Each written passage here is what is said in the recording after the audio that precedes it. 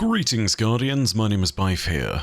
So, last night on Twitter and in the community notes here on YouTube, I went ahead and said that if you wanted to remain unspoiled, you should play through what dropped in Destiny as soon as possible. Even with my warnings, the main Destiny Twitter account has kind of potentially spoiled a bunch of you already, so that's why the thumbnail is the way that it is. Terribly sorry. If you haven't quite gathered everything and want to see the rest of the things unspoiled, head to the Altars of Summoning now, grab the new Arcana card, and solve the Imbaru engine puzzle. Yeah, there's a lot going on. Figure it all out for yourselves. There is a whole lot of stuff to discover. Sorry that I couldn't do this, but Bungie kind of jumped the gun with regards to people getting the chance to do this without being spoiled, and you know what? Yeah, sod it. So, with that mess out of the way, let's talk about what just happened and let's actually explain what the hell is going on and what's been discovered at the heart of the Imbaru engine. So, a new minor Arcana card was added to the Deck of Whispers this week. It previously was not visible and couldn't be found, so it was much harder for anybody to even guess that this would be here. That new card can be found in the Altars of Summoning, and it unlocked a secret new chamber within the Imbaru engine. This is where we discovered a new puzzle waiting for us. First, we needed to light 3 braziers, each of which required us to acquire soulfire from throughout the Spire of Savathûn. The flames were found in the Altars of Summoning, on the Spire Ascent within the actual Spire of Savathûn activity, and within the Imbaru engine itself. When the flames were rekindled, a new puzzle room was unlocked, and this is where things got very complicated. A series of hive runes were manifested within the room, and it was revealed that there were 2 lies and a truth within each rune. I'll be completely honest, the entirety of the puzzle was very much above me as far as the understanding was concerned, and I believe that Scarrow's video, which I'm going to go ahead and link, is actually probably one of the better places where you can get all of this described to you. That's to the best of my knowledge. I'll go ahead and link that down below in the comments if you are so interested, because yeah, if you want to actually understand how this is cracked, that's a resource you can use. That, however, is not the reason we're here. The reason we're here is that when the code was cracked, the final door to the Imbaru engine's core would open, and what awaited us there is something that a few of us predicted, but also it's something that completely changes the nature of the story. This is the axis upon which the whole of the next season is going to turn.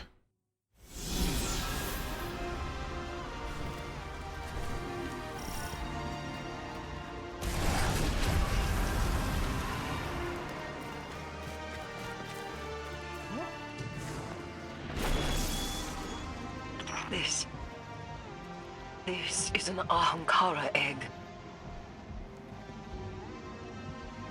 Uncorrupted by taken energy.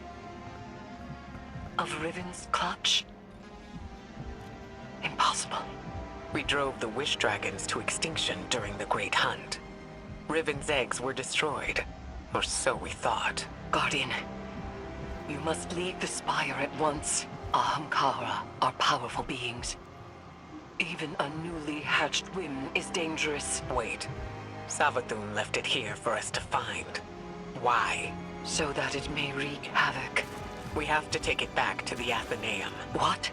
It can't stay here. Not with Savathûn. There's no other course of action.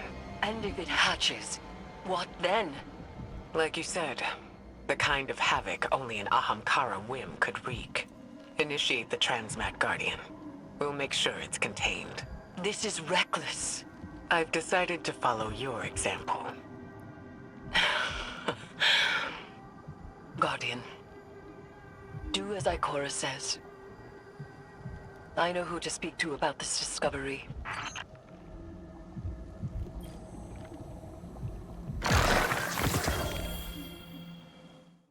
Now, I promise we will talk about this in just a second, but immediately after this discovery of an Ahamkara egg, something else happened. A cutscene played, and this also changes everything. If the Ahamkara egg is the actual key to whatever comes next, this is the door that it unlocks.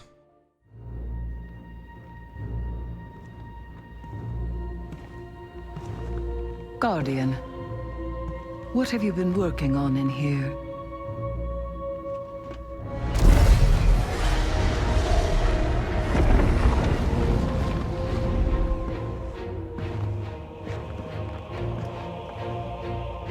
A pattern in Savathun's wings. She did give us what she promised. The last wish.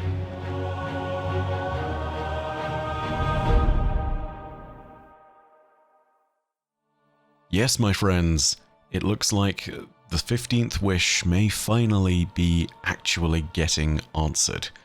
Shortly after this, when the community had solved the puzzle, the Destiny 2 Twitter account posted the main banner for next season, the Season of the Wish.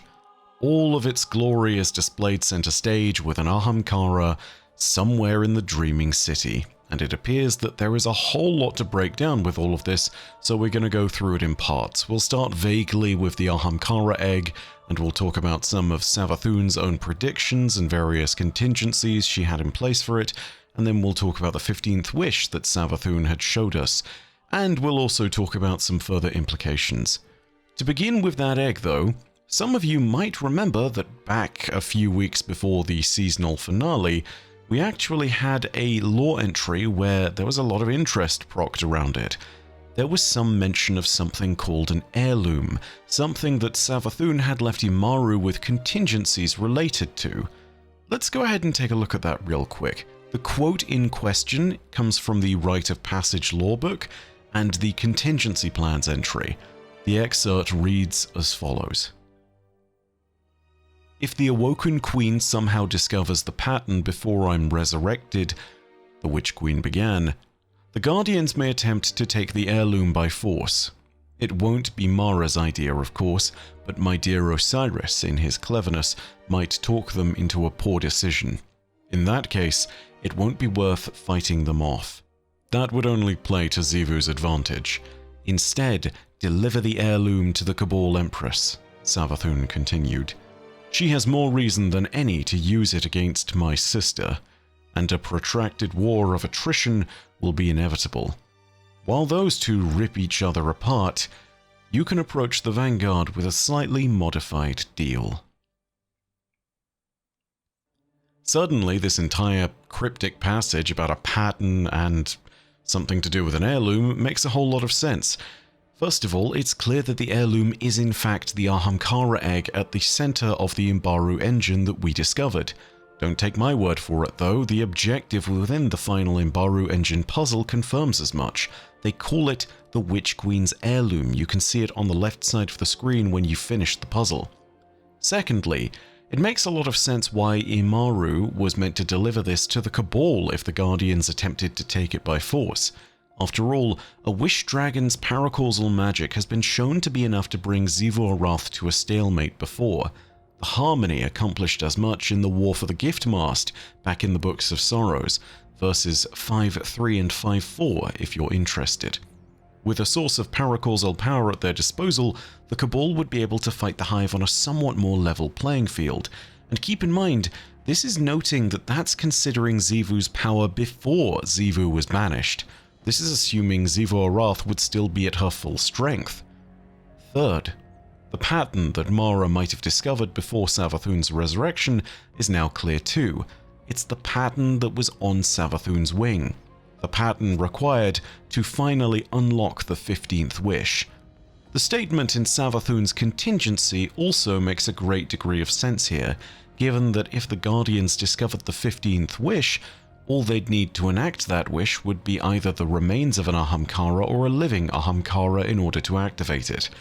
Whilst it isn't clear how they would have discovered that there was an Ahamkara egg at the center of the Imbaru engine, it's clear that if they did discover it and did know about the 15th wish pattern, they would rush to enact something to do with it, because I imagine that the 15th wish also contains the actual knowledge of what that wish entails.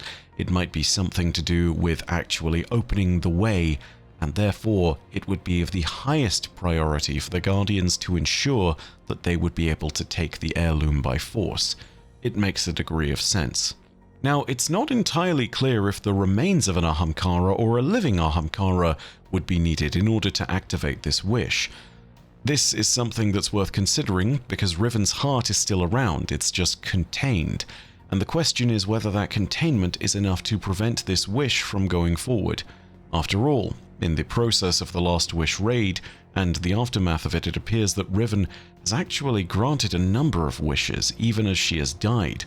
And, of course, the last wish that she was able to enact was one that plunged the Dreaming City into the curse and the 3-week cycle that has forever plagued it since.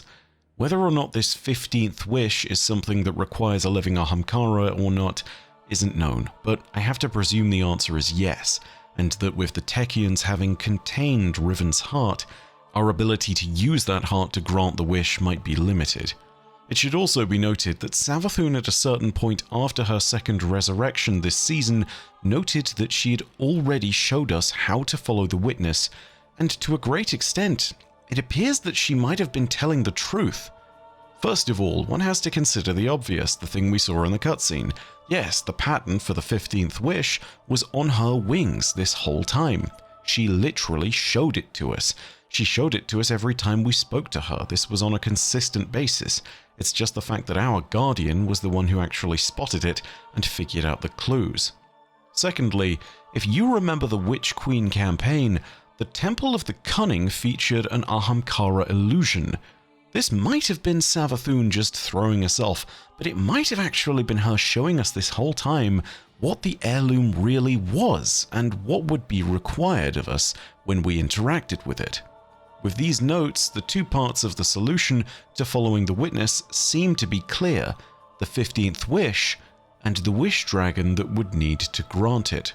Now, after its recovery, the Ahamkara egg can be seen in the Athenaeum after you complete this puzzle, and you can see that it is indeed showing signs of life. You can even hear its heartbeat if you stand close enough to it.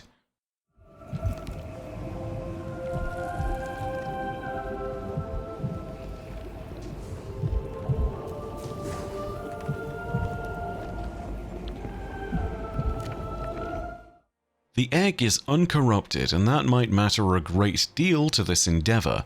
Mara has her own Ahamkara egg that is filled with taken corruption. It's likely the case that whatever emerged from the cocoon would be corrupted as well.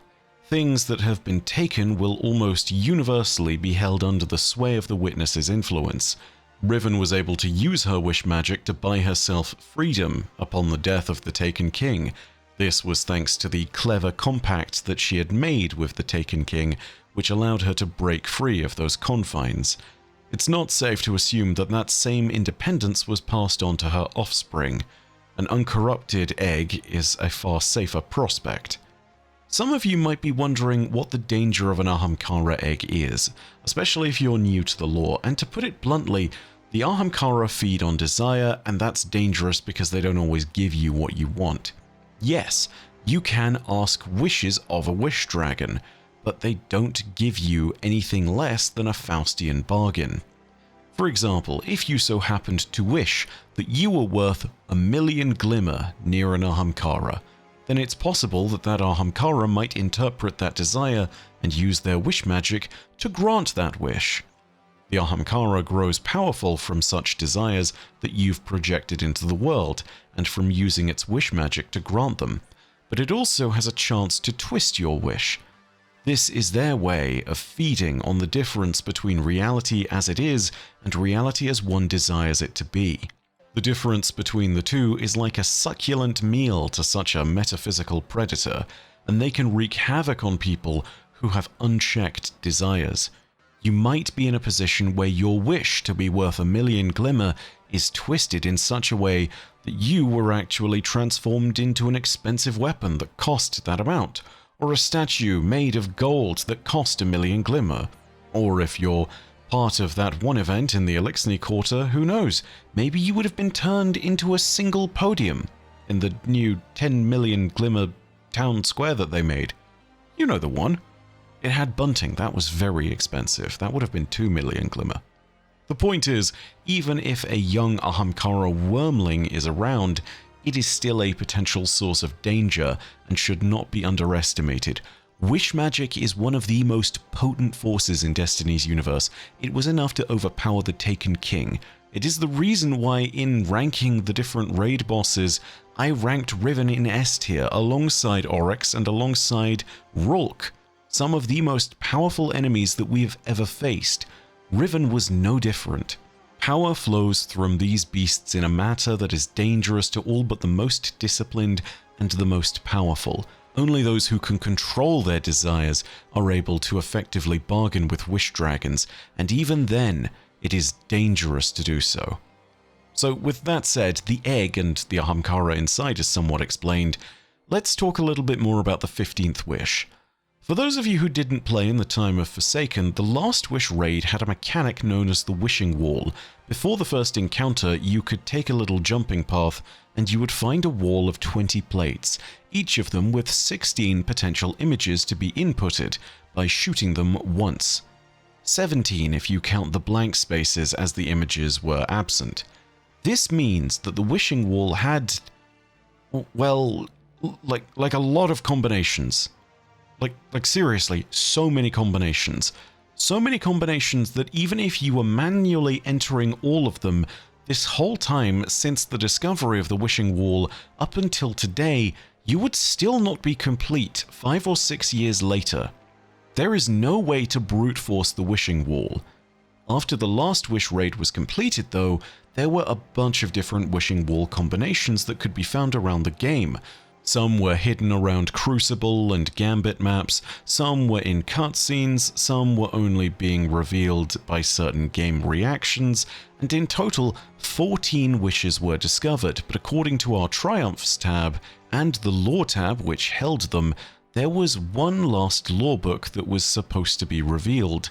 Now I say lore book, they weren't really books, they were a single sentence, but there were 15 wishes that would be unlocked in the lore book section for every one of them that you completed on Riven's Wishing Wall. However, the 15th one was never discovered. The combination was never known, and from that moment on, the mystery began. We know it existed because a 15th Wish Triumph was in-game, but it was never found. From this moment on, 10,000 rumors swirled around the 15th Wish, but the Triumph was eventually removed from the game. But now, we're here, with Destiny's newest season fast approaching, where it appears that the 15th Wish might actually just be the wish for us to learn how to follow the witness through the portal. The pieces are falling into place for our plan, and it is beginning to take shape. For a quick note on this, by the way, I know a bunch of people have already tried, myself included, but no. The notes that are shown in the cutscene from The Guardian do display the actual locations that need to be shot on the Wishing Wall and the, I don't know, pictorial coordinates, perhaps we call them, for whatever the 15th wish might be. However, it may be incomplete, or if it is, it's something that just doesn't work right now. Myself and Joe and Ten went to the Wishing Wall and we tried inputting that combination and a few different permutations of it based on what the notes might be, and nothing came up. It might be the case that something has changed since now and then, but I have to presume that it's next season that we'll need to input this wish into the Wishing Wall. So wait for more developments on that. I promise you I have already tried, but we will need to wait until more dragon stuff comes up. In the meantime, we need to start gathering intelligence on the Ahamkara again, a process that Ikora has already begun. Ophiuchus, I need you to pull some logs from the Cryptarchy archives. It's been a while since we dealt with an Ahamkara. The Hidden will need to be briefed. Bring up any thesis papers on how the Ahamkara grant wishes. Include all hypotheses on why they seemingly misinterpret people's intentions. Our best minds have been working on this for centuries, so there should be plenty. Next, pull all the hidden reports on the Wall of Wishes.